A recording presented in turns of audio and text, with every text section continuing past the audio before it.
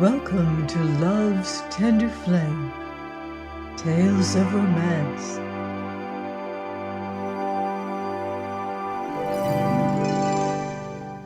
I'm Mardell, reading The Auction Block by Rex Beach.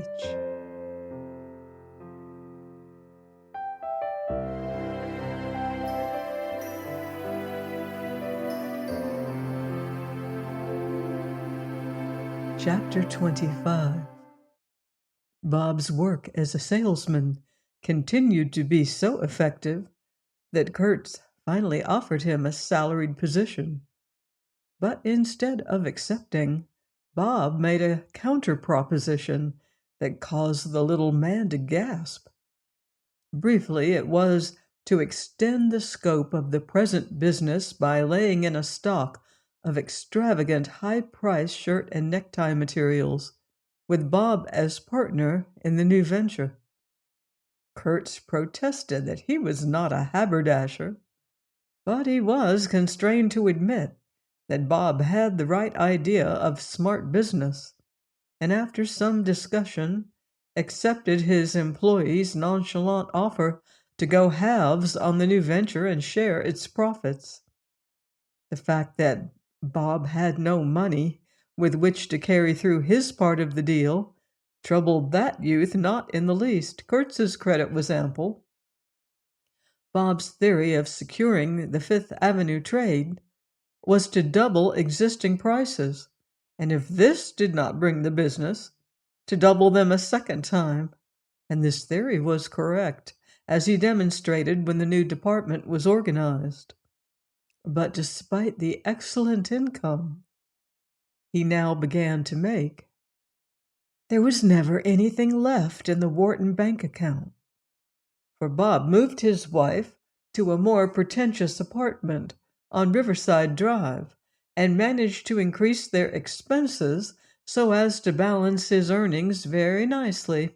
It was quite a feat to adjust a fixed outlay to a varying income so that nothing whatever should remain, and he considered it a strong proof of his capacities that he succeeded.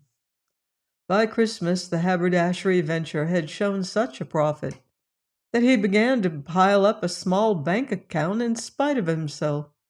So he bought an automobile which served to eat up any monthly profits and guarantee a deficit under the most favorable circumstances. Being thus relieved of financial uncertainty, he laid plans to wrest from Kurtz a full partnership in the tailoring business itself.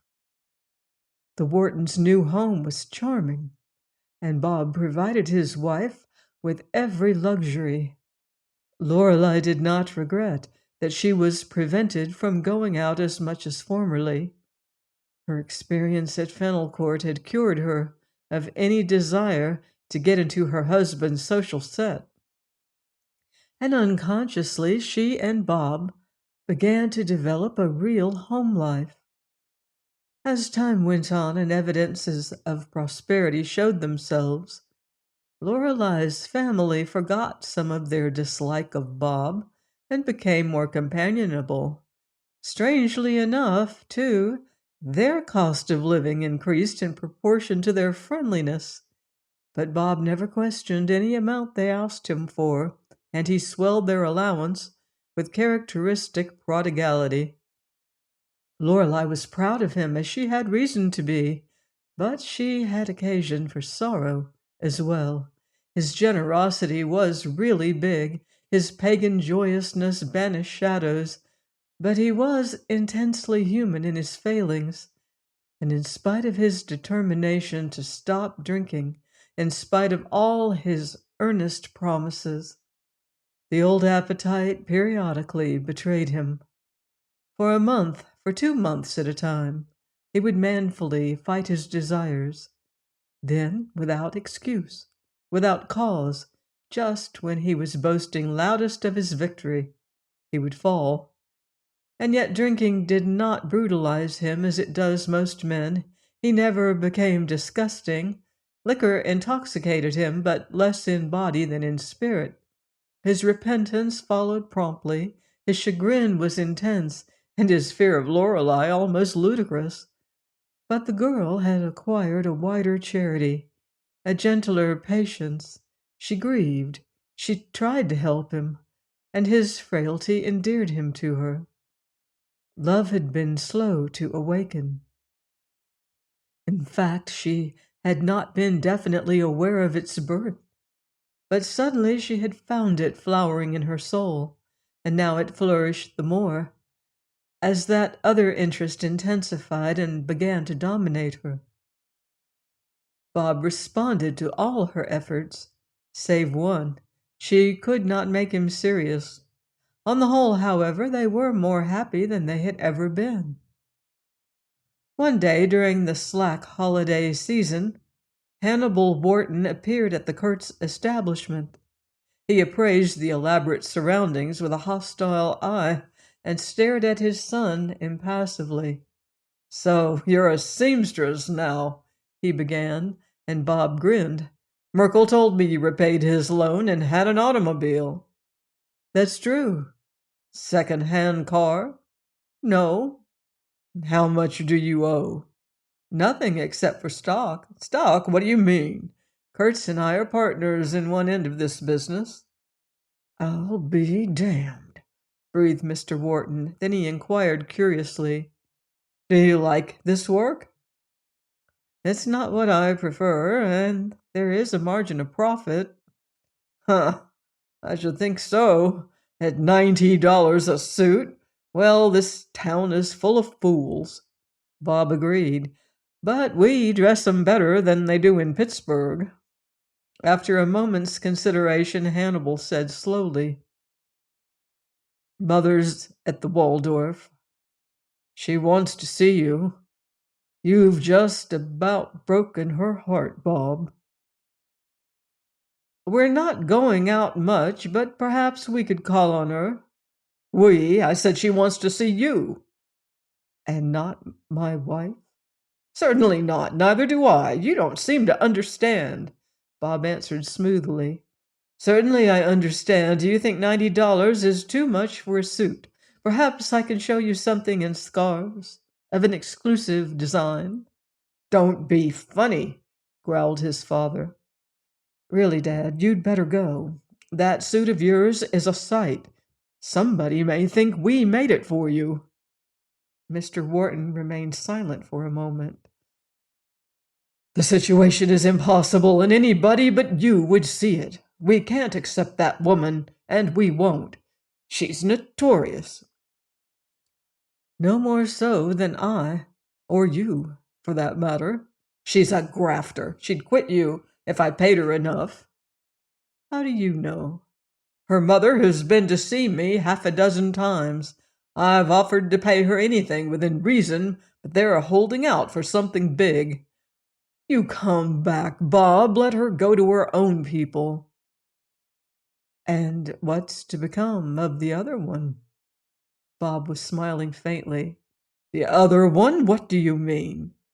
"I mean there will be 3 in the family soon, Dad. You're going to be a grandfather." The effect of this announcement was unexpected. Hannibal Wharton was momentarily stricken dumb. For once, he was utterly at a loss. Then, instead of raising his voice, he spoke with a sharp, stuttering incisiveness. "So, that's her game, eh? I suppose she thinks she'll breed her way into the family. Well, she won't. It won't work. I was willing to compromise before, so long as there was no tangible bond between that family and mine. But they've got their blood mixed with mine. They've got a fingerhold in spite of hell, and I suppose they'll hold on. But I won't acknowledge a grandchild with scum like that in its veins. Good God! Now listen, you!" Wharton's jaw was outthrust, his gaze hard and unwavering. "No child tainted with that blood will share in 1 penny of my money, now or at any other time, understand?" "Perfectly." Bob's color had receded, but in no other way did he show his struggle for self-mastery. "My wife isn't having a baby to spite you, and if it ever needs a grandfather, we'll adopt one. They've pulled you down into the mud. Now they've tied you there. Heredity stronger than you or I. Watch your child grow up and watch its mother's blood tell. Then remember that I tried to free you before it was too late. Well, I'm through. This settles me. Goodbye, and God help you with that rotten gang. Hannibal Wharton turned and strode out of the room, shaking his head and mumbling. Jimmy Knight had fallen upon evil times. A combination of circumstances had seriously affected his mode of making a living and that of his friends. To outward appearances, the frequenters of Tony the Barber's place were as thrifty as usual, but in the pinochle room at the rear there was gloom. Reason for these hard times lay in an upheaval of public sentiment that had galvanized the police department into one of its periodic spasms of activity, and the cause ran back to a sordid quarrel between two factions of the Tenderloin. At about the time when Jimmy came to New York, the contention had become too bitter for the underworld to hold, and echoes of it had begun to leak out.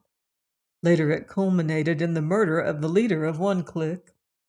Murders, it is true, are not uncommon in New York, but this one was staged in the glare of Broadway and with a bold defiance of the law that aroused popular indignation. There followed a chain of fortuitous happenings that issued in the capture of the murderers, in a widespread exposure of social conditions, and in a great outburst of public indignation against a police system that allowed such abuses to exist. Of course, there came a loud protest from the guardians of the law, a frantic waving of spotless banners and prating of virtue, but the popular will has a way of obtaining its desires, regardless of red tape, trickery, or politics, and in this case it demanded a reorganization of the department, and got it. Discipline suddenly strengthened, and as a result gambling almost ceased, wiretapping languished, organized blackmail was conducted under cover. Only crime in its crudest forms continued as usual, and it followed, therefore, that Jimmy Knight was not prosperous. Had it not been for his share in Bob's generosity, he would have been forced to the distressing necessity of asking for employment, a thing to curdle his blood. It was characteristic of young Knight that he did not scruple to accept charity from the man he hated, although he cherished the memory of that public beating at Bob's hands, and the humiliation of it gnawed him like a cancer. More than once lately, Jim had been tempted to turn his knowledge of the Hammond suicide into cash, but he could think of no safe and certain means of doing so until one day Max Melcher dropped a bit of intelligence that promised to open a way. "Who do you suppose I just heard from?" Max inquired one raw afternoon in March, when he had found Jim in their usual haunt. "Lilas Lynn." Jim made no attempt to conceal his surprise and interest. "Where is she?" "She wrote from Liverpool asking for money. Can you beat that?" "Money? Why, she had a satchel full. What's become of it?" Melcher shrugged. "She's taken the jumps. English Derby, Paris, race meet, Monte Carlo. Ha! She fished all the sucker holes along the route, eh? Of course she cabled her a few C's." Jim snickered. "Do I look as if I had? She's sick, got a cough, says it's the con. She wants to come home." Jim started. "Say, that's no hospital bark of hers. It's nothing but the coke." After a moment, he asked casually, "Well, where's she stopping?" "Liverpool." "Well, what's her address? I'll drop her a line to cheer her up." "She wrote from the hotel." Melcher checked himself and shot a questioning look at his friend. "Why this sudden charity?" Jim's gaze was bland, his tone one of wounded innocence. "Can't a guy offer to cheer?"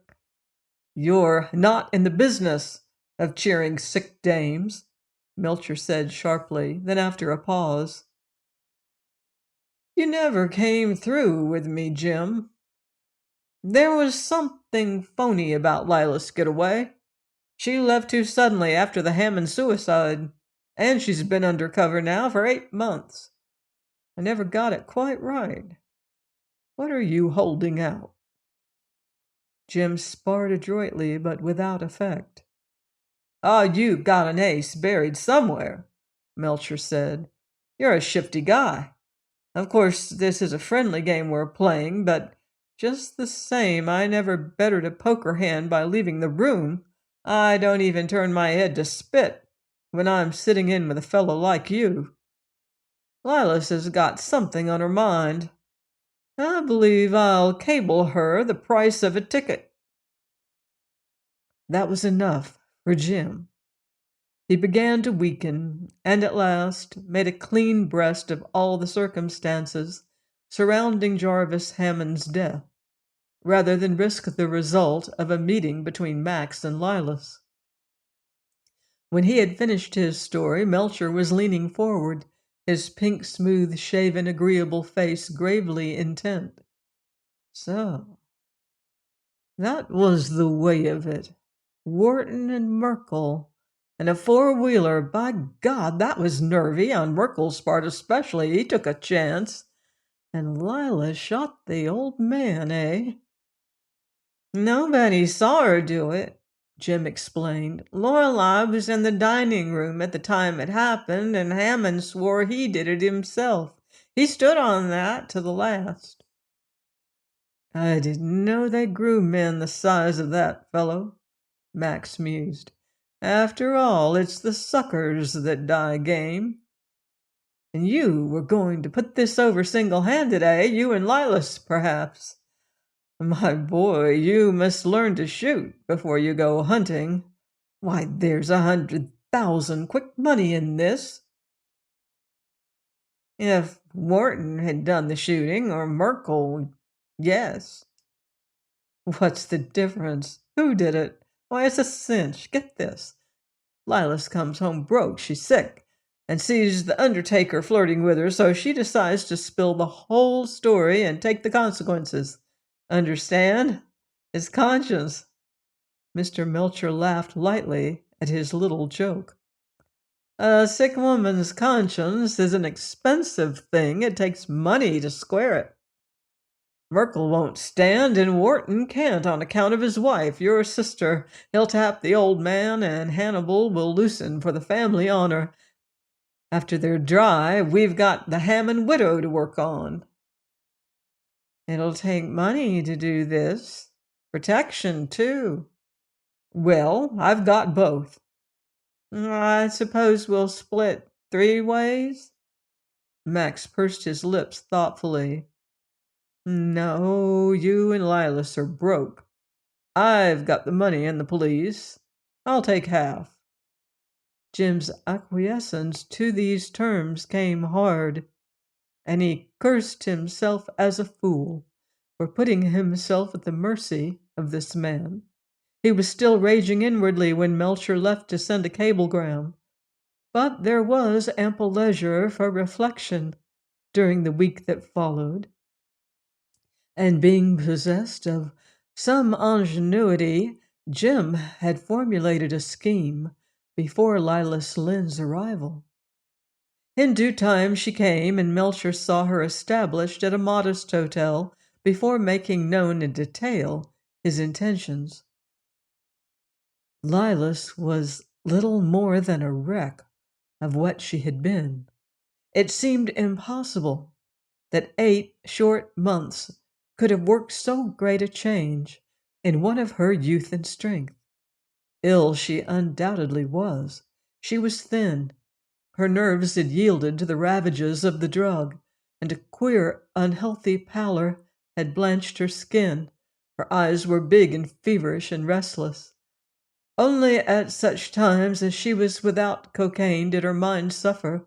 When she had it, she was unnaturally alert. Having lately felt the harsh grip of poverty, she was obsessed now by the need of money and offered no objections to Max's schemes. Rather, she welcomed them fiercely. She and Max and Jim mapped out a course of action together.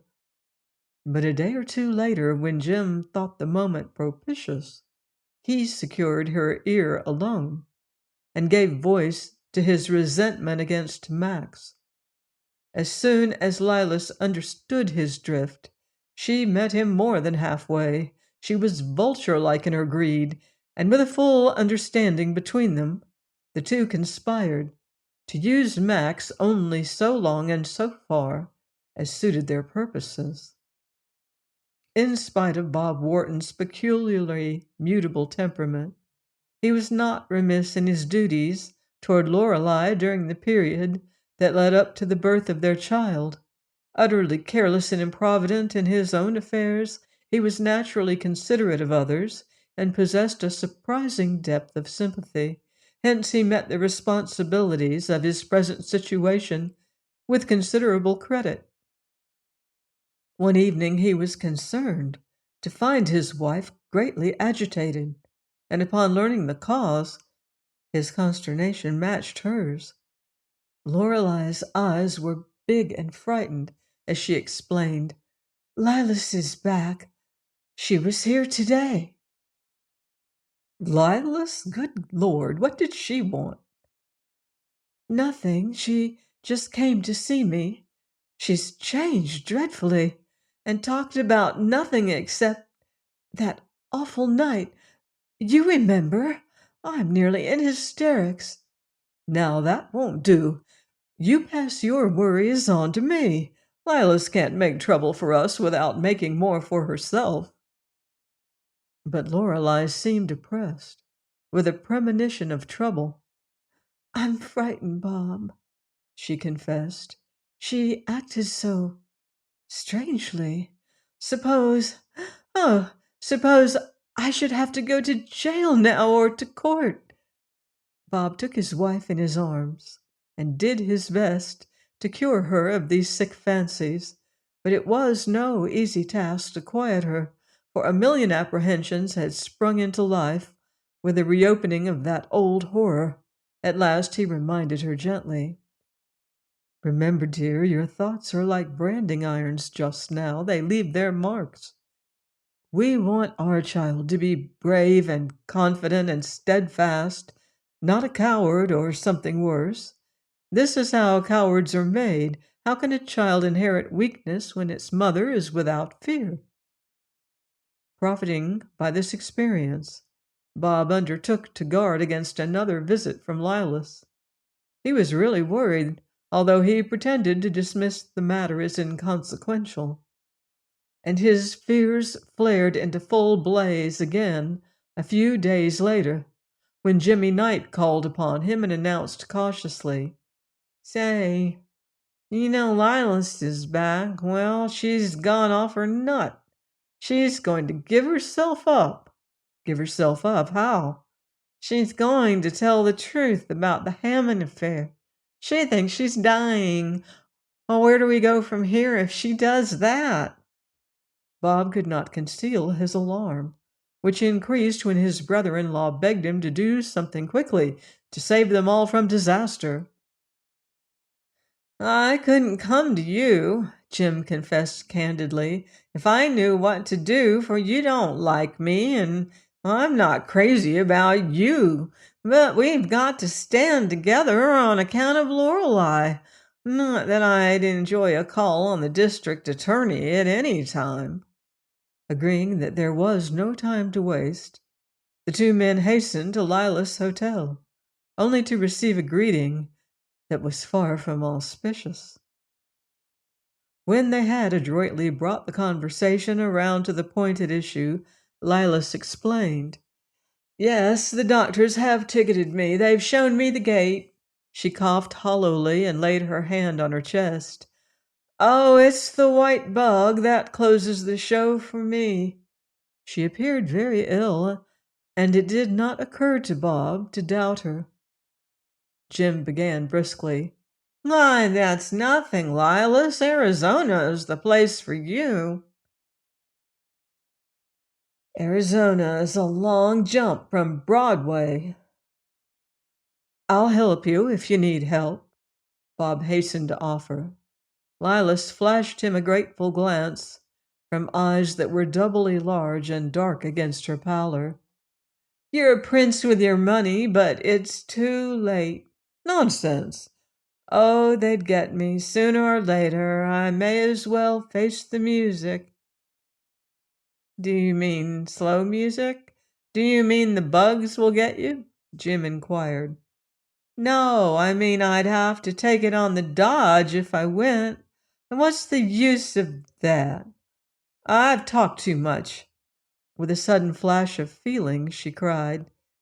I've been through hell for 8 months and I'm tired out. I came home broke, sick, thinking of that night when, I seemed to see his face everywhere.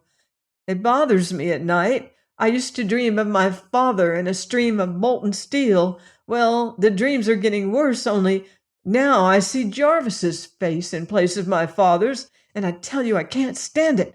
I can't stand these dreams and that face of his looking at me all the time. So I'm going to give myself up. I have to get it over with and do my penalty. Maybe I can sleep then, if my lungs hold out all right. If they don't, well, I'll sleep anyhow. You see, I can't make a living, for I can't go back on the stage. Why, I can't leave this hotel and take my trunks. Jimmy Knight broke out nervously. That penalty talk is all right for you, Lilas, but think about the rest of us. Yes, Lorelei, for instance, Bob added. She isn't strong. You mustn't think of doing this thing. I know, Miss Lynn nodded. I'm sorry, but I'll furnish all the money you want. She looked her gratitude again. You must buck up and try to get well. For some time, the two men jointly attempted to argue Lilas out of her black despondency. And when they left, it was with a hard-won promise that she would do nothing definite at once. Outside the room, Jim heaved a sigh of relief. Whew, I can feel the knot under my ear, but glory to God, it slipped. Just the same, I'm going to buy some oakum and make a false beard in case she flops. In this way, the trap was set and baited so skillfully that the victim was without suspicion. That evening, Lilas, Jim, and Max Melcher dined together, in very good spirits, and strangely enough, the girl showed an excellent appetite for one so troubled in soul. Wharton was as good as his word. Not only did he put Lilas in funds, but he exerted his every power of persuasion to rouse her from her despondency and reawaken a healthy desire for life. It transpired that she had assumed some outrageous obligations, and moreover had hired a number of expensive lung specialists, for whom she asked him to settle. Nevertheless, he met her demands and was encouraged when she began to purchase a new wardrobe. Although he considered himself a spendthrift, her reckless disregard of money gave him a jolt. But he was working to gain time, and his relief on Lorelei's account deadened all other feelings. Before long, he had advanced several $1,000s to the girl, and still her desire for martyrdom had not entirely vanished. Realizing that the mere presence of one so temperamentally hysterical as she was a constant menace, he insisted upon her going south, and in order to provide handsomely for her comfort, he borrowed from his friends. He was aghast when he finally reckoned up the amount he had spent upon her. There followed a short interval of relief, during which Lilas pretended to be making ready. Then, upon the very eve of her departure, she sent for him in much haste and awoke him rudely from his trance. She began by saying that his kindness and liberality had aroused in her a desire to live and begin anew, if not for her own, then for his and Lorelei's sakes, but that she was in terrible trouble. Her punishment had sought her out after all. It was a long time before Bob could make head or tail out of what she told him. But eventually he learned that in the hour of her deepest dejection, she had confided her secret to others, and the result of this confidence had now arisen to thwart all their plans. With a dizzy feeling of insecurity, Bob asked, "Who did you tell?" "Melcher.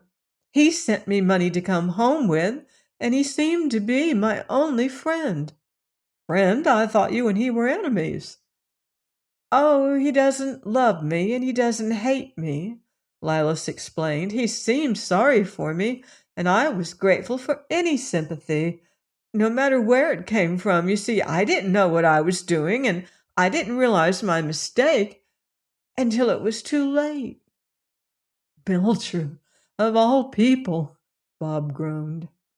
"Wait, that's not all. You see, I wanted to go clean, and yet I was afraid of the police, so Max advised me to hire a lawyer who'd get me off light. Well, I did." "Goldberg, I suppose." Bob breathed a malediction as Lilas nodded. "Why didn't you hire a hall or book yourself through the Lyceum Bureau?" "Don't be hard on me." Lilas had forsworn the stage, but she did a creditable bit of emotional acting.